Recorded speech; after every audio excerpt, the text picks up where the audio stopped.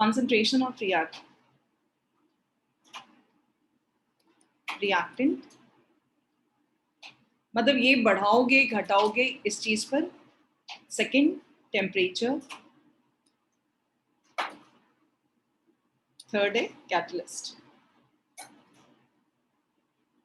ये तीन चीज है, इससे हमारा चैप्टर फिनिश हो जाएगा। मतलब कि कॉन्सेंट्रेशन ऑफ रिएक्टेंट कैसे रेट को बढ़ाता है या घटाता है, ये चीजें पढ़नी है। और इसके पीछे रीजन क्या है, कैसे हम पता करते हैं, ये सारा चीज होगा। फिर उसके बाद टेम्परेचर है, उसके बाद कैटलिस्ट है। पिछले साल इफेक्ट ऑफ टेम्परेचर हटा दिया था, लेकिन बहुत ही इंपॉर्टेंट सेक्शन है ये किसी भी एग्जाम्स के लिए। तो चलो जब तक नोटिस नहीं आता है हम लोग इसको फिनिश कर लेंगे, ठीक है। ये अपनी तरफ से इफेक्ट ऑफ टेम्परेचर जबरदस्त था, ये वाला ये सेक्शन जो हम लोग बात कर रहे हैं टेम्परेचर, लेकिन 2021 वालों के लिए हटाया हुआ था। तो अभी देखिए यहाँ जो पढ़ने जा रहे हैं, क्या मीन क्या करता है वो देखो। ये तीन को ही पढ़ेंगे हम लोग, इसी में बहुत सारे न्यूमेरिकल्स है और किस तरह से निकालना है ये सारा चीज डील करेंगे हम लोग। सबसे पहले एक बात अच्छे से जान लो, एक रिएक्शन का रूल है। मतलब कोई भी रिएक्शन जो आगे बढ़ता है उसका एक रूल होता है, एकदम सिंपल सा फैक्ट है, कंडीशन है कि कहीं पर भी रिएक्शन जो होता है और रिजल्ट जो आता है उसके पीछे क्या रीजन होता है। तो हर एक रिएक्टेंट मॉलिक्यूल्स को, जैसे यहां पर हम बात कर लें, आपका रिएक्टेंट मॉलिक्यूल्स A+B है, A+B से आपको C बन रहा है। ये प्रोडक्ट बनाने के लिए इनके बीच में क्या होगा, मतलब these are reactant molecules, this should have certain amount of energy. इसके पास एक एनर्जी होनी चाहिए पहले से, जैसे कहते हैं ना इंसानों के पास एनर्जी है, खाते पीते हैं तो पहले से है। ये इस इलाके में हम आपको बता रहे हैं कि रिएक्शन आगे बढ़ेगा, extent of reaction. Ma'am they have to cross energy barrier. हाँ, एनर्जी बैरियर मतलब कि एक नियम है कि रिएक्शन को यदि आप चाह रहे हो कि प्रोडक्ट बने, जैसे कहते हैं ना कि आप चाह रहे हो कि हम कोई एग्जाम क्लियर करें, आप चाह रहे हो कि हम ये काम करें, ठीक है, खुशी कम मिलेगी जब एक जो उसका एक लिमिटिंग पॉइंट है आप उसको क्रॉस कीजिएगा। कोई ऐसे बैठे बैठे ड्रीम कर रहा है कि ना मेरे को तो एकदम प्राइम मिनिस्टर ही बन जाना है, चलो प्राइम मिनिस्टर थोड़ा इजी है, मतलब IAS ऑफिसर बन जाना है या IT क्लियर कर लेनी है, मेडिकल क्लियर कर लेना है, वो सब थोड़ा डिफिकल्ट है बेटा। प्राइम मिनिस्टर वाला चीज जो है वो आपको उधर छप्पड़ फाड़ करके लक रहेगा, तो आपको उसके लिए लक पूरा चाहिए। लेकिन यहाँ सब आपको मेहनत करनी होगी। कोई भी एक अच्छे जो आपका एक ड्रीम है, जो जिसके लिए आप फैसिनेटेड हो, उसके लिए आपको इतने हार्ड वर्क करने होंगे कि you have to reach at particular level. आपको एक लेवल पे पहुंचना बहुत जरूरी है, you have to reach that level. Means this is going to, ये रिएक्टेंट मॉलिक्यूल्स जो आप देख रहे हो, इसको इसमें इतनी एनर्जी होनी चाहिए कि शुरुआत में पहले इनकी एनर्जी बढ़नी चाहिए, बढ़ते बढ़ते बढ़ते वो एक ऐसे स्टेज पर आ जाए जिसमें old bonds are ready to be broken and new bonds are ready to be formed. Old bond टूटना चाहिए एंड नया बॉन्ड बनने के लिए तैयारी होनी चाहिए, and this results in the formation of product, जिसको हम लोग सी बोल रहे हैं। ये आपका एक स्टेज होता है जिसको हम लोग एनर्जी बैरियर कहते हैं, उसको क्रॉस करना जरूरी है। और ये स्टेज को एक्टिवेटेड कॉम्प्लेक्स स्टेट भी बोला जाता है, हाईली एनर्जेटिक स्टेट। मतलब जैसे बलून आप फुला रहे हो ना, फुलाते फुलाते फुलाते वो एक स्टेज पे पहुंचा, फटाक से आवाज हुई, फटाक, उसके बाद फटाक से आवाज, कितनी देर लगता है, जितना फुला रहे हो उतने में काफी टाइम लग रहा है, उसके बाद कितनी देर लगता है, फ्रैक्शन ऑफ सेकेंड, ये आपको फ्रैक्शन ऑफ सेकेंड लगता है रिजल्ट देने में। ये पहुंचना जरूरी है, इतनी एनर्जी मॉलिक्यूल्स के अंदर आ जानी चाहिए so that it can attain this state, ये वाली स्टेट पहुंच सके जिसमें old bonds are ready to be broken and new bonds are ready to be form. This is called activated complex state, and ये आपको रिजल्ट दे देगा product में। Ma'am तो इसके दो प्रोडक्ट होंगे? नहीं, हम दूसरी चीज आपको बताने जा रहे हैं, दो प्रोडक्ट नहीं है। जितने भी रिएक्शन है तुम्हारे आसपास, तुम जो खा रहे हो वहां रिएक्शन हो रहे हैं, कुछ कर रहे हो वहां, जहां भी रिएक्शन हो रहे हैं, सब जगह आपको या तो ये प्रोडक्ट बनेगा या और लिख रहे हैं या ये प्रोडक्ट बनेगा. What's the meaning of this one? Energy of product is greater than energy of reactant.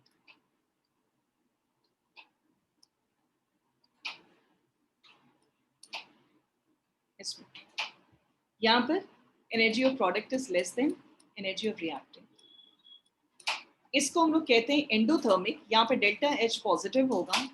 इसको कहते हैं एंडोथर्मिक. आपको याद है बचपन से पढ़ते आ रहे हो कि during reaction either energy is released और एनर्जी इज एब्जॉर्ब.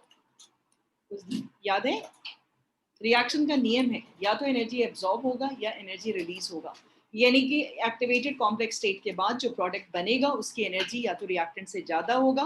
तो रिएक्टेंट से ज्यादा होगा इसका मतलब एनर्जी एब्जॉर्ब हुआ है. Delta H is positive. आपको ये प्रोडक्ट बना जिसमें आपको दिख रहा है कि प्रोडक्ट की जो एनर्जी है वो रिएक्टेंट से कम है. इसका मतलब energy is release and this is exothermic. ये एक पूरा फॉर्मेट है. एक बात जान लो, जैसे तुमने तैयारी की और वो चीज नहीं आया, तुम बार बार बोले जा रहे हो कि नहीं हम तो बहुत पढ़े थे और रोज चले जा रहे हो कि हम तो बहुत पढ़े थे, हमको रिजल्ट नहीं आया. लेकिन एक बात हर समय जान लो, कहीं कहीं कुछ गड़बड़ी हुआ होगा जिससे कि आप you had not attain this particular state, जिसकी वजह से आप क्लियरेंस नहीं हुआ. तुम देखोगे कोई भी चीज की तैयारी, 10th स्टैंडर्ड का एग्जाम का तैयारी किए होगे, रिजल्ट आया होगा तो आपने तैयारी की होगी. कैजुअल जो 6th standard 7th standard 8th standard में पढ़ रहे हैं तो उस तैयारी के साथ नहीं चले होगे. You all must have worked hard अपने अपने हिसाब से. अपने अपने हिसाब से आपने पूरी मेहनत की होगी in order to attain that activated complex state. थोड़ा सा सोचो 10th स्टैंडर्ड में क्या कम मेहनत किए थे? नहीं. अच्छा, आप कहते हो कि 11th में भी बहुत मेहनत करते थे लेकिन मार्क्स नहीं आया. तो ये ईमानदारी से अपने आप से पूछना कि क्या ईमानदारी से मेहनत किए थे इन ऑर्डर टू अटेन जो एक गोल फोकस रहता है, क्या हम उसको देखने की कोशिश किए थे या नहीं किए थे. एक होता है कि जबरदस्ती हमको बोलना आ गया है बहुत मेहनत किए थे, बहुत मेहनत किए थे. सही ढंग से इसमें बार बार ये भी आपको बाद में सिखाया जाएगा कि क्या एक रहता है कि पूरा 14 घंटा किताब लेकर के सामने बैठा हुआ है लेकिन मोबाइल से खेल रहे हैं. So that is not called मेहनत. There should be proper way, energy should be increase to attain this state. कोई भी I am not talking about एक स्टडीज की बात कर रहे हैं. आप किसी क्रिकेटर से पूछ लो जो जो अचीव किया है, बैडमिंटन वाले से या टेनिस वाले से, जिसने अचीव किया है सबने मेहनत की है. ऐसा नहीं है कि नहीं आज मेरा दिल कर रहा है कि आज हम वो बेस्ट क्रिकेटर बन जाएं. ऐसा नहीं होता है. सब लोगों ने इस बैरियर को क्रॉस किया है बनाया भी है. अब देखो एक आदमी दूसरे के लिए सेट कर देता है बैरियर को कि अच्छे ठीक है ये बैरियर है टू अचीव दैट गोल. वो धीरे धीरे और कंपटीशन से बढ़ता ही चला जा रहा है. ये जो स्टेज है किसी ने सेट किया हुआ है, हर रिएक्शन के लिए सेट किया जाता है, उसको क्रॉस करना सबको जरूरी है. तब जाकर के आपको रिजल्ट आएगा. ठीक है, तो हम यहाँ पर आगे क्या पढ़ने जा रहे हैं ये फॉर्मेट हर समय दिमाग में बिठा करके रखो. तो this is going to help you in getting success in your life also. जब कभी कोई आपको प्रोजेक्ट मिलेगा चाहे कुछ भी मिलेगा तो ये तुम्हारे दिमाग में रहना चाहिए कि one has to cross that barrier.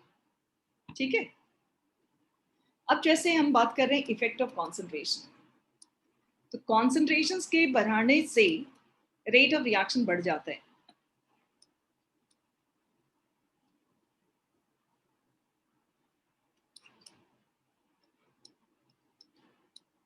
rate of reaction increases.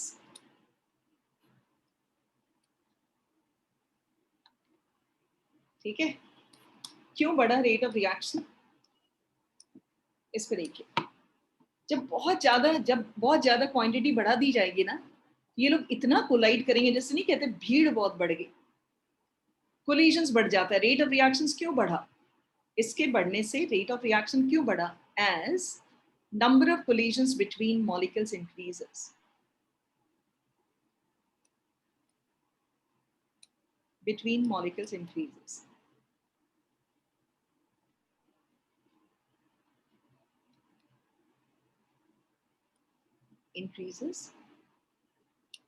and attainment of activated complex state becomes easier.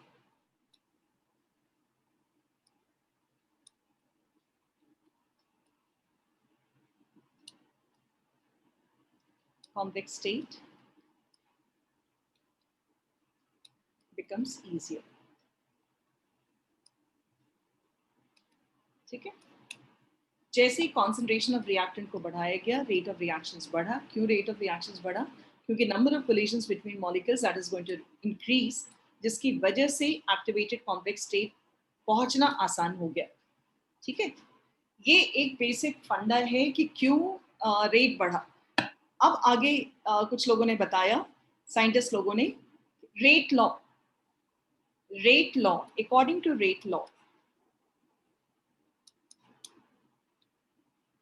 Explain करने के लिए effect of concentration on rate law was given to explain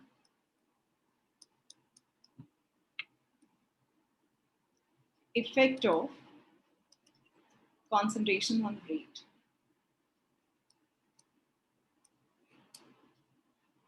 क्या बोला गया इसमें? For example, if we are having one reaction like this, A changes into B. ठीक है, rate is directly proportional to A to the power X according to rate law. Suppose 2A change किया B में, ये X 2 के बराबर नहीं है.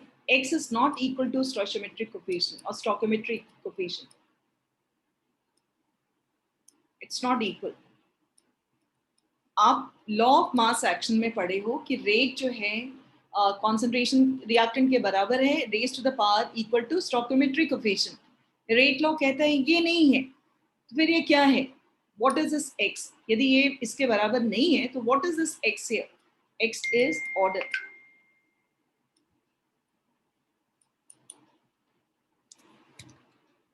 ठीक है, X is order of reaction.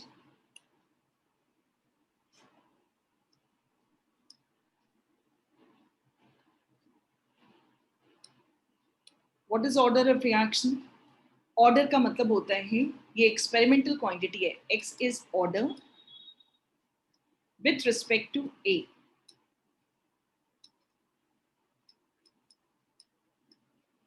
ये एक एक्सपेरिमेंटल क्वांटिटी है.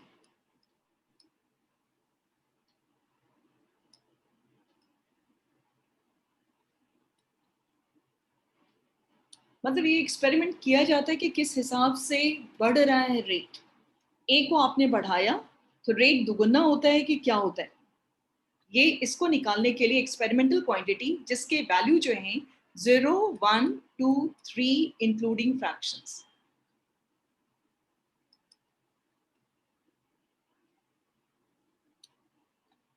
समझ आ रही है बात? क्या वैल्यू है इसका?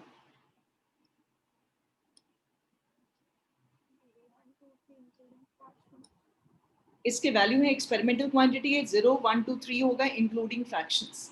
X is order. कैसे निकाला जाता है वो देखना. सपोज करो कि ए हमने लिया, ये रिएक्शन है, ए को हम जा रहे हैं डबल करने के लिए. If A is going to be double, same time, rate is going to be 4R. ठीक है? If A is going to be double, rate is going to be 4R. A is going to be triple, rate is going to be 9R. जब हमको बताना कि हम पहले एक बर्तन में A लिए, उसके हिसाब से स्पीड निकाले, कुछ अमाउंट लिए. अब मेरा बस देखना, हम देखना चाह रहे थे कि A को हमने दुगुना कर दिया, तो जब A को हम डबल किए तो रेट हमारा कितना दिख रहा है? 4 गुना हो गया. इसको 3 गुना किए तो 9 गुना हो गया. तो किस हिसाब से बढ़ रहा है रेट? कुछ आइडिया दोगे? रेट एंड ए का रिलेशन किस हिसाब से? कम ऑन से. हम स्क्वायर हो रहा है. एग्जैक्टली, स्क्वायर हो रहा है. ये एकदम से एक्सपेरिमेंटल एंड प्रैक्टिकल सोच होना चाहिए यहाँ पर, कि हम जरा सा देखने चले कि अच्छे थोड़ा देखते हैं अमाउंट बढ़ा करके तो क्या स्पीड बढ़ जाएगा. हाँ बढ़ा, हमने देखा कि स्पीड दुगुना हो गया. इसका मतलब जब जब हम रेट बढ़ा रहे हैं तो रेट उसका, ये जो कॉन्सेंट्रेशन बढ़ा रहे हैं तो रेट उसके हिसाब से, उसका रेट जो पिछला रेट है उसके हिसाब से वो डबल हो जाता है. इसके हिसाब से 3A किए तो A का स्क्वायर हो जाता है 9 दिख रहा है ना आपको, इसको 3 टाइम्स किए तो this became 9 times, right? It's a square. ये आपको वर्ड्स में दे देगा, वर्ड्स में दे देगा कि a is going to be double, right? Or its rate is going to be 4 times, a is going to be triple, rate will be what? ऐसे करके logic questions दे देता है यहाँ पे। तो ये जो पावर अपने आप एक्सपेरिमेंट के दौरान आया, this indicates, this confirms second order. कौन ऑर्डर को कंफर्म कर रहे हैं? हमने क्या बोला? ऑर्डर आपका 0 है, 1 है, 2 है, 3 है। अभी पेशेंस रखना, ठीक है? एक और एग्जांपल उठा रहे हैं। This is your first example. Second example, order में हम लोग फ्रैक्शन भी रख सकते हैं। हाँ, फ्रैक्शन भी, ऑर्डर फ्रैक्शन में भी जाता है। स्क्वायर रूट भी हो सकता था, हाफ भी हो सकता था, लेकिन सारे एक्सपेरिमेंट से निकलेगा। एक्सपेरिमेंट से हमको मालूम होता है, ऐसे नहीं देख करके एक्सपेरिमेंट करेंगे तभी ऑर्डर निकलेगा। सपोज करो a है r, this is 2a, this is going to be 8r, 3a 27r, 4a 64। कुछ बताओगे? आइडिया कुछ मिल रहा है? क्यूब बेटा ये आपके सामने दिखा रहे हैं इस तरह से, लेकिन ध्यान रखना you can be given in terms of words में दिया रहेगा। वर्ड्स वाले को आपको ध्यान रखना है कि आपको आ रहा है या नहीं। This is indicating third order. वो याद है ऑर्गेनिक पढ़ा है आपको, फर्स्ट ऑर्डर सेकेंड ऑर्डर याद आ रहा है कुछ? बेटा आप लोगों को फर्स्ट ऑर्डर सेकेंड ऑर्डर हमने बताया है। First order second order yes ma'am, यही था, यस मैम, यही था। अब तीसरा इसी में रेट एंड ए को डबल, रेट आपका वही रहा।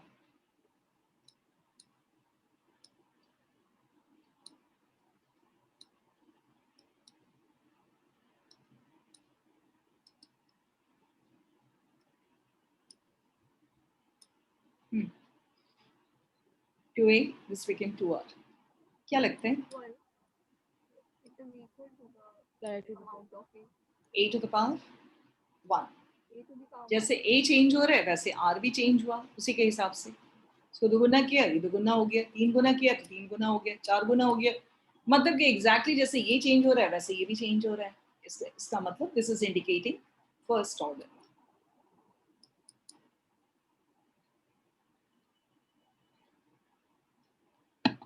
एक और एग्जाम्पल,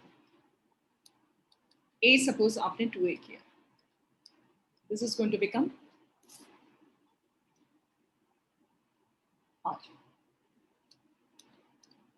क्या लगता है?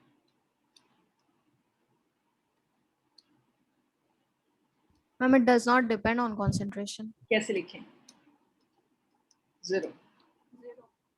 इसको डिपेंड करेगा लेकिन चेंज नहीं हो रहा है उसके हिसाब से।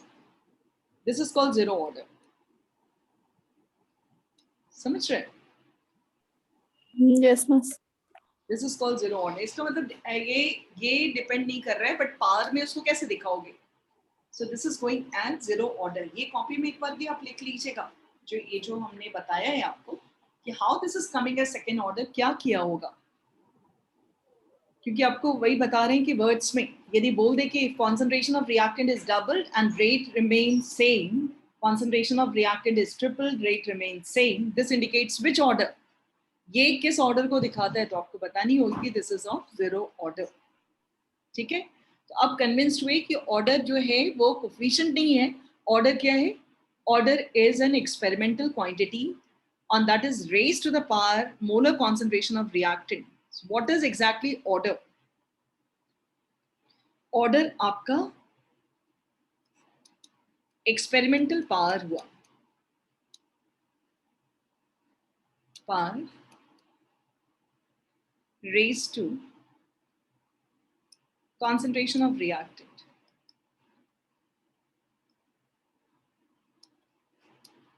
in rate law experiment. ठीक है,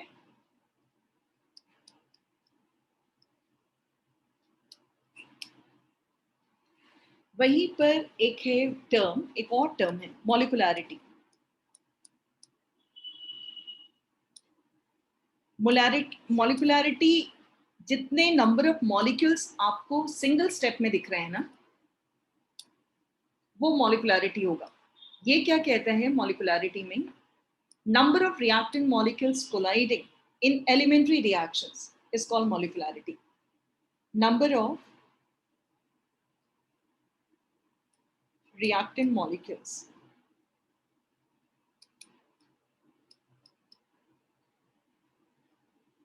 colliding,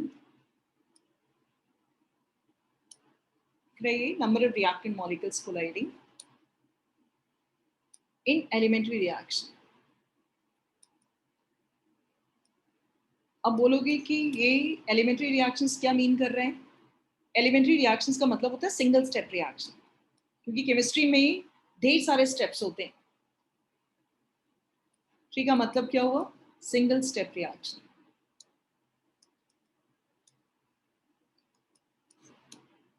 ठीक है, so what is molecularity exactly? Number of reactant molecules colliding in elementary reactions।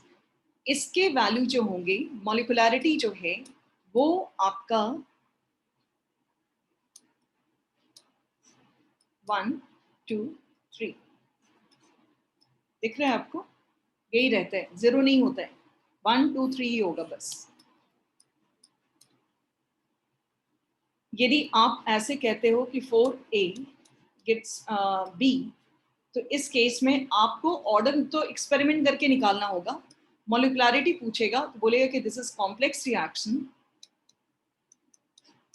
4 का मतलब ही हो गया कि कॉम्प्लेक्स हो गया। Complex reaction we need to know, आपसे बोला जाएगा कि इसके स्टेप्स दिखाइए। सिंगल, ये molecularity can not be determined.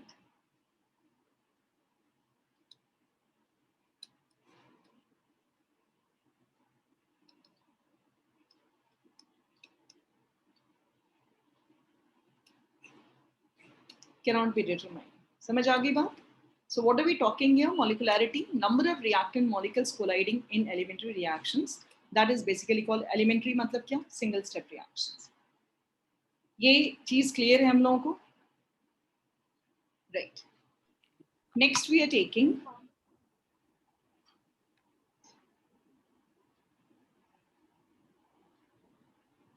आगे हम लोग बात करेंगे कि कैसे रेट का एक्सप्रेशन, यदि हम लोग कह रहे हैं कि A है तो प्रोपोर्शनल साइन को हटा दें। सपोज ये फर्स्ट ऑर्डर रिएक्शन है, प्रोपोर्शनल साइन हटा दें तो कोई रेट कांस्टेंट आना चाहिए, K A। K is rate constant किसी भी ऑर्डर के लिए। ठीक है, ये रेट कांस्टेंट हुआ, which is constant of proportionality। This is equal to, K becomes equal to rate in unit molar concentration। Ma'am एक एग्जांपल दे दीजिएगा MOR और ऑर्डर ऑफ रिएक्शन निकालने का। किस चीज का? मैम मॉलिक्युलैरिटी और ऑर्डर ऑफ रिएक्शन। ये तो ऑर्डर आपको दिख ही रहा है। ऑर्डर जब आपको एक्सपेरिमेंट करके आपको बताता रहेगा तो आपको ऑर्डर निकल जाएगा। मॉलिक्युलैरिटी में आपको यदि कोई छोटा सा एलिमेंट्री रिएक्शंस दिया हुआ है, suppose 2A changes into B, ये 3 से कम है, तो आप मॉलिक्युलैरिटी यहाँ पर बोलिएगा क्या? 2। आपसे पूछेंगे हम कि ऑर्डर क्या होगा, क्या बोलिएगा? जल्दी बोलो। हम आपसे पूछेंगे कि ऑर्डर क्या होगा तो आप क्या बोलिएगा? क्या ऑर्डर मॉलिक्युलैरिटी के बराबर होगा? जल्दी बोलो। Yes ma'am. बराबर होगा? कोई बताओ क्या बोलो? No ma'am, no ma'am. Zero order। नहीं, ऑर्डर बोलो। Yes, we need to do the experiment for। Exactly आप बोलिएगा कि we need to do that experiment. इसके लिए हमको एक्सपेरिमेंट करनी होगी। we need to do experiment here। Experiment जब तक आप नहीं करोगे तब तक आप इसके हिसाब से, कोफिशिएंट के हिसाब से, भाई आपको हम बार बार बता रहे हैं ना, ऑर्डर इज नॉट गिवन, वो थियोरेटिकल नहीं है। मॉलिक्युलैरिटी थियोरेटिकल है, लेकिन वो 3 से कम होगा, एलिमेंट्री रिएक्शन होगा, तभी आप मॉलिक्युलैरिटी निकाल सकते हो। ऑर्डर आपको एक्सपेरिमेंट से ही निकालना होगा किसी भी रिएक्शंस का। अभी एक और चीज उस पर बताएंगे, अभी आ रहे हैं, पहले इसको समझ लीजिए जरा सा। K is equal to R means rate constant is equal to rate of reaction.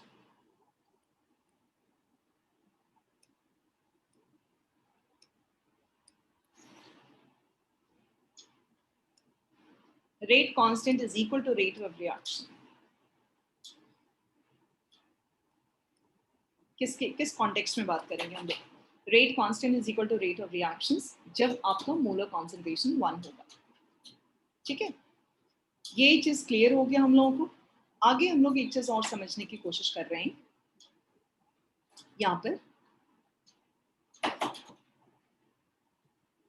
इसके इस एक्सप्रेशन में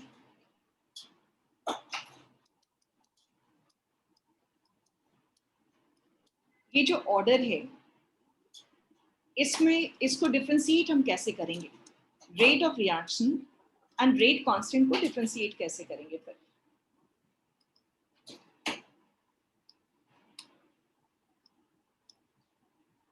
इसको कैसे डिफाइन किया जाता है, जो हम लोग पहले भी बात कर चुके हैं? It is change in molar concentration of reactant.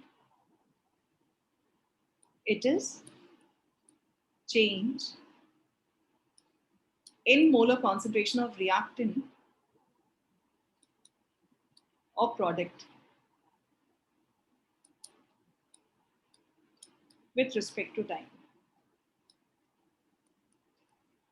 WRT with respect to time.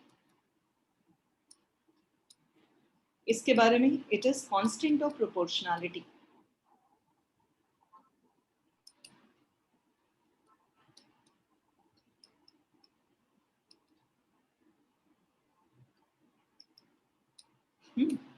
It is constant of proportionality in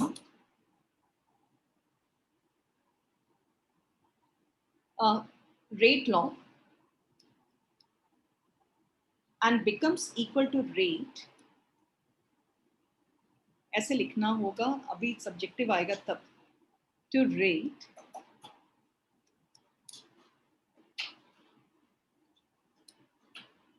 for unit molar concentration.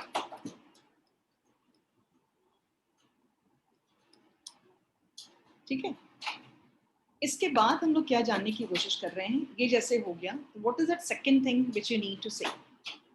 Second part क्या बोलेंगे? इसी में कंटिन्यू करेंगे। ये जो रेट है ये चेंज करता है with the concentration and temperature. Rate constant change करेगा केवल टेम्परेचर पर। रेट ऑफ रिएक्शन जो है, rate of reaction changes with temperature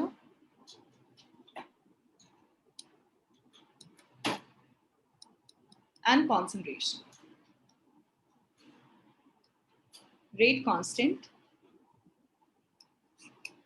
changes only with temperature. कोई भी constant आपको पता है,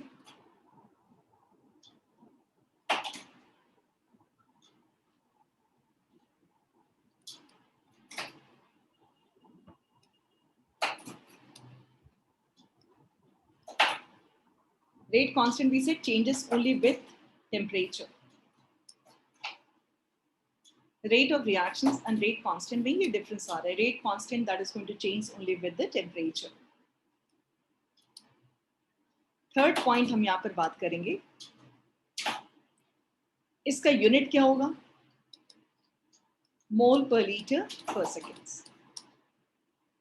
ठीक है, इसका जो यूनिट है, ये जो यूनिट है जरा सा ध्यान देना, इसका यूनिट हम निकाल लेंगे। इसका तो हमको पहले पता है। इसका यूनिट निकालने के लिए हमको ऑर्डर का भी जानना जरूरी है। तो ये हम लोग लिखेंगे K depends upon order. Unit of K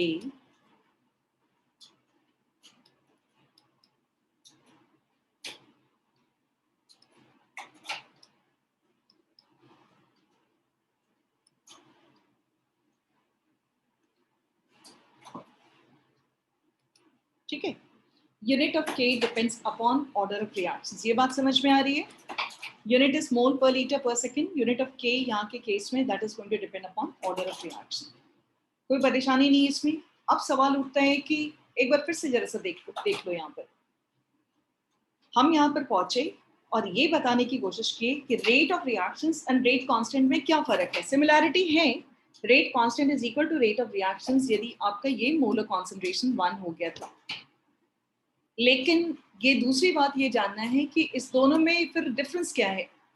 तो ये तो आपका पता है अच्छे से कि this is change in molar concentration of reactant और product with respect to time. यहाँ के केस में क्या है, ये कांस्टेंट ऑफ प्रोपोर्शनैलिटी हुआ, जो कि बिल्कुल किसके बराबर होगा, रेट के बराबर होगा पर यूनिट मोलर कॉन्सेंट्रेशन। ठीक है, आगे हम लोग बात करेंगे। इसके यूनिट यहाँ हैं एंड इसका यूनिट चेंज होगा। आप बोलोगे कि मिस कैसे पता करेंगे कि यूनिट चेंज होगा, कैसे होगा? एक शॉर्टकट आपको एक फॉर्मूला दे रहे हैं हम आपको, लीटर पर सेकेंड 1 माइनस n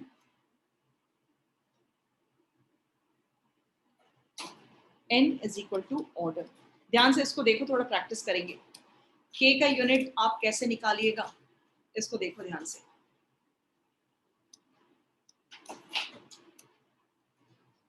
मोल के ऊपर 1 माइनस n, लीटर के ऊपर n माइनस 1 एंड पर सेकेंड। समझ आ रही है? ठीक है, मोल के ऊपर 1 माइनस n, लीटर के ऊपर n माइनस 1, सेकेंड के ऊपर -1। इज इट ओके और नॉट? Yes, miss. राइट। अब जैसे आपको बोलेंगे कि जीरो ऑर्डर का पता कीजिए, तो क्या यूनिट होगा?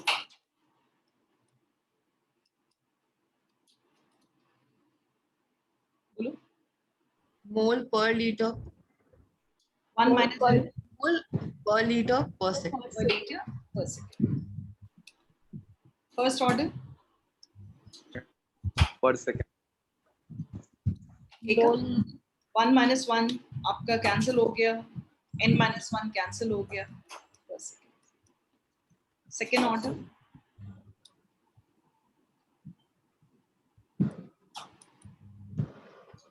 1 माइनस 1 माइनस 2 क्या होगा? माइनस 1 लीटर, 2 माइनस 1 1 पर सेकेंड। थर्ड ऑर्डर मोल, ये सही है? Yes, miss. लेन liter 2 minus Liter square per second. Right.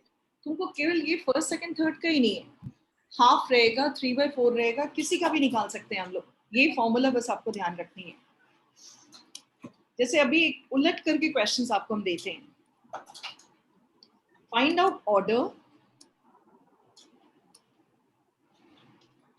When rate constant is, rate constant आपको ऑर्डर निकालना है 2.5 into 10 to the power 3 mole half liter minus half per second।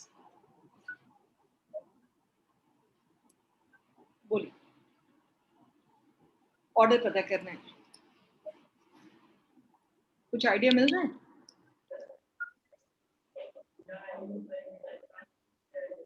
थोड़े question को हम ऊपर लेवल कर दिए।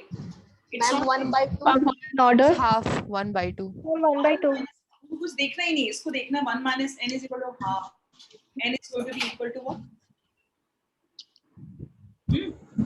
Half. yes This is half order।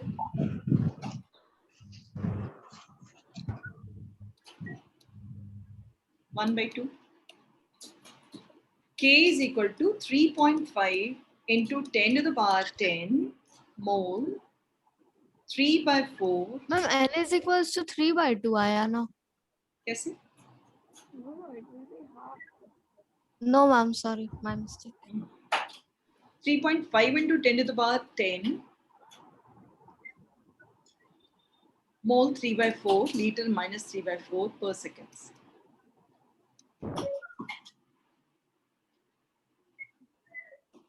One 1/3. 1/4. 1/4 1/4, ma'am.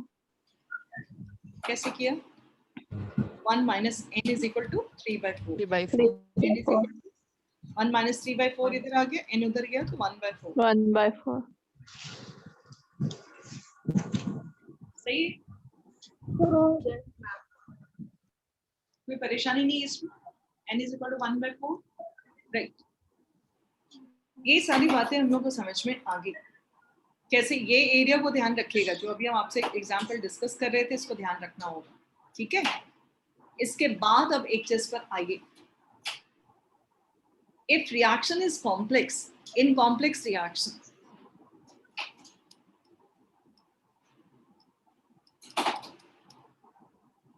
complex का मतलब एक से ज्यादा स्टेप्स है. Slowest step is considered as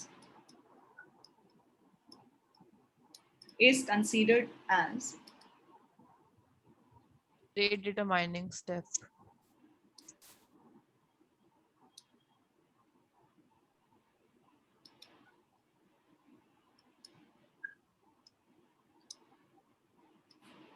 rate determining step.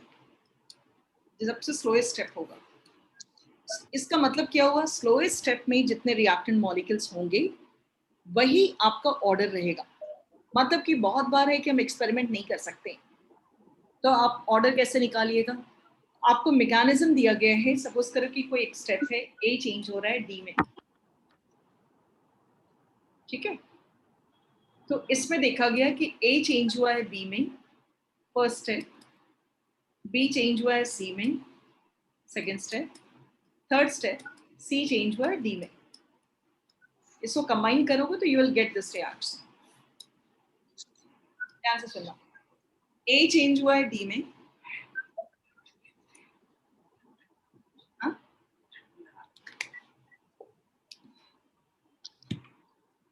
A change हुआ है बी में, बी चेंज हुआ है सी में, सी चेंज हुआ है डी में. ठीक है. अब यहाँ पर out of these three this is the slowest. तो रेट क्या करेगा? भले ही हो सकते हैं कि तुम्हारा ये क्वांटिटी जितना भी हो, जो भी इसका कोफिशिएंट होगा उसी पर ये डिपेंड करेगा. And that order is first. तुमको ऑर्गेनिक वाला यदि थोड़ा सा याद आ रहा होगा, SN1 एंड SN2, कुछ याद आ रहा है कि भूल गए? Yes, miss. Slowest reaction. तो आपको ध्यान होगा कि जो हम लोग प्राइमरी हैलोएल्केन्स में कर रहे थे, तो प्राइमरी हैलोएल्केन्स में स्लोएस्ट स्टेप के टाइम में 2 मॉलिक्यूल्स इन्वॉल्व था. एंड टर्शरी वाले केस में टर्शरी बहुत ओवर स्मार्ट बनते हैं, वो अपने आप फटाफट टूट गया and that results in the formation of product. तो उस समय आपके सिंगल पर डिपेंड कर रहा था. स्लोएस्ट स्टेप, वहां भी 2 स्टेप्स हुए थे, एंड स्लोएस्ट स्टेप में जितने मॉलिक्यूल्स हैं that is the order. Did you get here? जल्दी बोलो. Yes, miss. Yes, miss. ये याद आ रहा है कुछ? तो यहाँ पर वही चीज था कि रिएक्शन इज कॉम्प्लेक्स, तो जो सबसे जिसमें स्पीड कम है उसमें जितने रिएक्टेंट मॉलिक्यूल्स हैं उसी पर रेट डिपेंड करेगा. ठीक है. ये चीज हो गई आपको. इसके बाद जो आपको समझना है यहाँ पर वो देखिए. कॉम्प्लेक्स रिएक्शन के साथ आगे हम लोग कैसे बढ़ रहे हैं. आगे का हम लोग का है area, how can we find out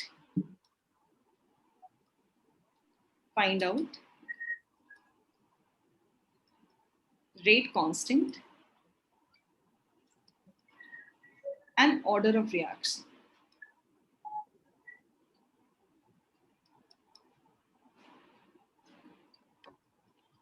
ठीक है. ये हमारा टॉपिक है अभी. तो हमारे पास 2 मेथड है. एक है इंटीग्रेटेड रेट इक्वेशन मेथड,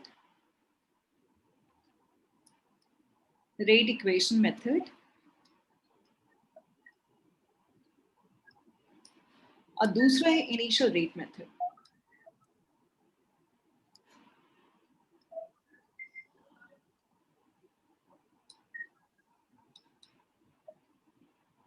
ध्यान दीजिएगा. पहला कौन सा है? Integrated rate equation method. Second कौन सा है? Initial rate method. इसी से हम लोगों को rate constant and order of reactions निकलेगा. बात समझ आ रही है? Integrated and initial rate method में क्या डिफरेंस है? इस केस में इसमें एक बात जान लो, इनिशियल रेट मेथड से हम रेट कांस्टेंट भी निकाल सकते हैं एंड ऑर्डर भी निकाल सकते हैं। इंटीग्रेटेड रेट इक्वेशन मेथड क्या है? ये हमारा न्यूमेरिकल का फॉर्मूला है, इससे निकलेगा। इंटीग्रेटेड रेट इक्वेशन मेथड कहता है कि हम लोग को ऑर्डर पता होगा, हम रेट कांस्टेंट निकालेंगे। हम लोगों को इंटीग्रेटेड रेट इक्वेशन मेथड जो है, rate equation method, order is known,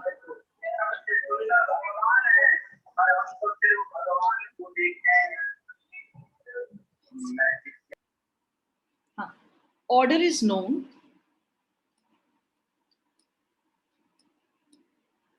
right? And we need to find out rate. Integrated rate equation method में क्या है? Order is known and rate is determined.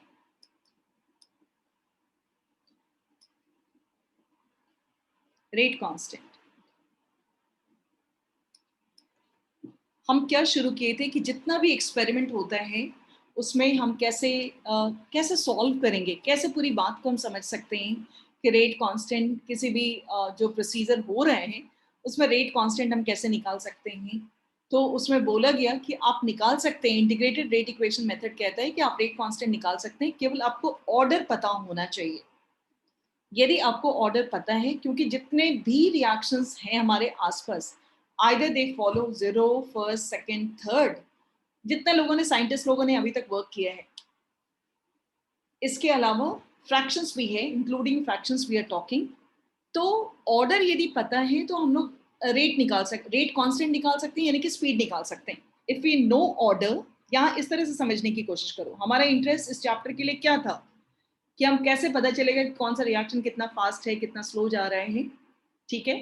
तो रेट ऑफ रिएक्शन निकालने के लिए अभी हम बात किए कि rate of reaction is equal to rate constant for unit molar concentration, यदि यूनिट है।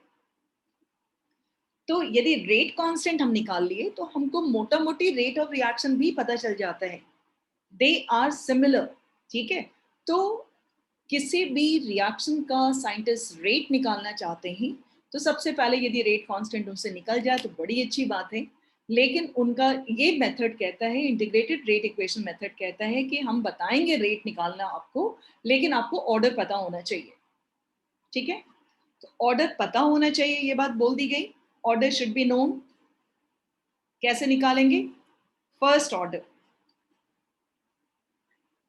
रिएक्शन, डेरिवेशन करने जा रहे हैं हम लोग।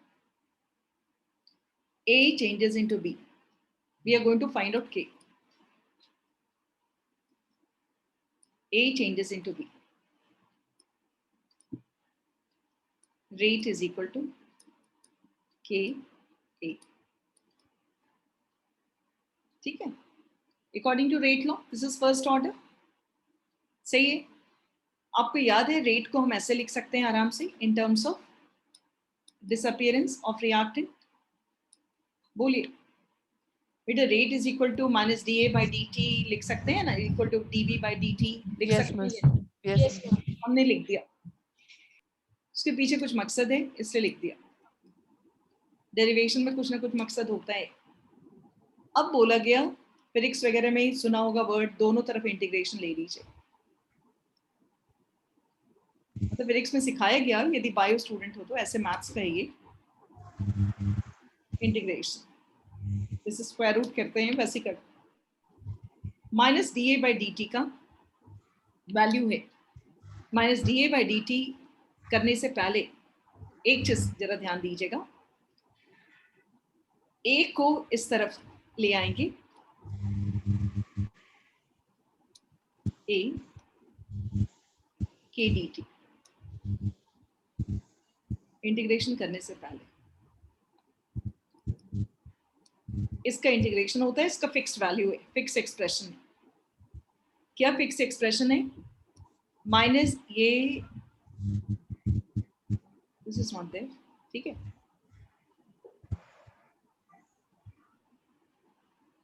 अब बताओ कि इसका एक्सप्रेशन आप लोग यदि सुने हुए हो पहले से, क्या होता है integration of D A by A? Ma'am ln a. Yes बिल्कुल, सब लोगों ने सुना है. हम माइनस ln a लिख सकते हैं यहाँ पर. Yes, natural miss. Log A. log base e, Hmm. Natural log कहते हैं इसको. This is equal to kt, kdt को kt प्लस, जब भी इंटीग्रेशन होता है, ठीक है, तो आपका कांस्टेंट ऑफ इंटीग्रेशन डाला जाता है c not. What's the meaning of c not? ये कहता है कि this is constant value which can be determined when reaction has not started. जिस समय रिएक्शन शुरू नहीं हुआ था उस समय आप निकालिए. हम इसको दूसरे पेज पर जा रहे हैं. यदि साथ साथ यदि इसको लिखते जाते तो बढ़िया रहता. Minus ln a is equal to kt plus c naught. Right, ये हमको निकालना होगा c naught when t is equal to 0. एक बात बताओ, जरा सा सोचना, सब लोग ध्यान से सुनना. t is equal to 0 का मतलब हुआ कि आपका ये रिएक्शन स्टार्ट नहीं हुआ है. ए ही सब चीज है. When t is equal to 0, reaction has not started. तो उस समय जो भी कॉन्सेंट्रेशन होगा ए नॉट होगा, initial concentration. t is equal to 0, तो ये 0 हो जाएगा. c naught will be equal to minus ln a. हम नहीं लिखेंगे, हम यहाँ लिखेंगे a not.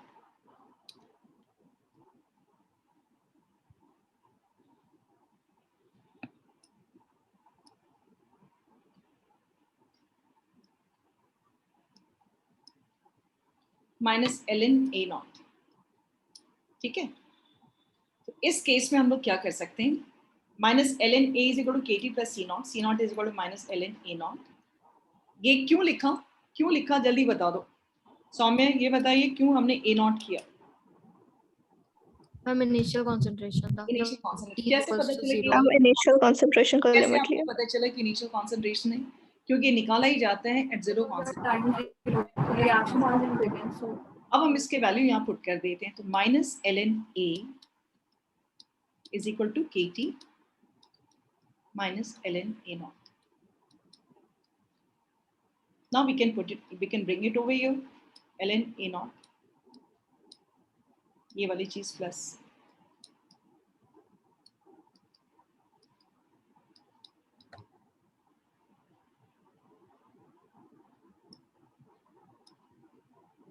a naught minus ln a is equal to kt. Right, ये एक्सप्रेशन को ध्यान से देखिएगा. क्या हम इसको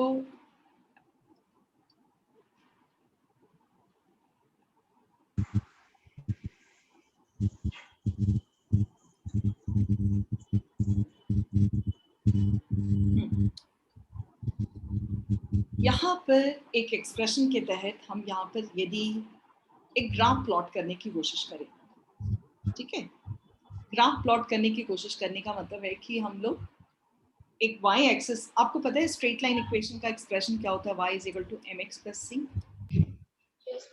Yes, ma'am. ये एक्सप्रेशन होता है. y is equal to mx plus c means आप y एक्सिस लिए हैं, x एक्सिस लिए हैं, इसको इंटरसेप्ट ऑन y एक्सिस कहते हैं. सपोज करो कि हमने एक एक्सप्रेशन लिया जिसमें सभी को माइनस से यहाँ पर ऐसे लिख रहे हैं, ln a is equal to ln a naught minus kt. क्या हम ऐसा लिख सकते हैं? ध्यान देना. तो can you right like this? जल्दी बताओ, क्या हम ऐसा लिख सकते हैं? इसको इधर लेके चलेगा, kt को इस तरफ लिया. Yes, ma'am. चेंज किए ln a naught के साथ. Yes, ma'am. ठीक है, this is your y axis. इसको यदि हम y एक्सिस पे रखते हैं,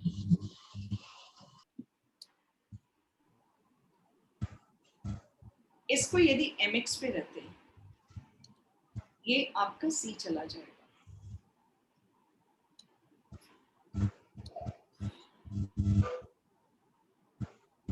ठीक है, mx.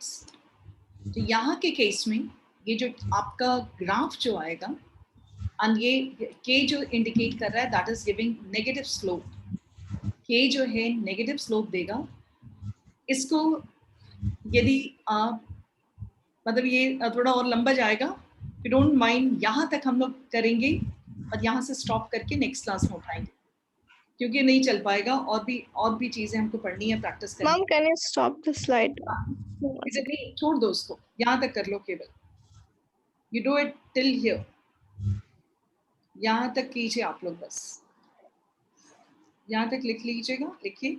ये वाली चीज हम फिर नेक्स्ट क्लास में लेकर आएंगे, क्योंकि ये भी लंबा जाएगा and I have to explain with to you this with graph and numericals वगैरह से, तो ये भी अब आधा घंटे और लग जाएंगे फिर उसके बाद।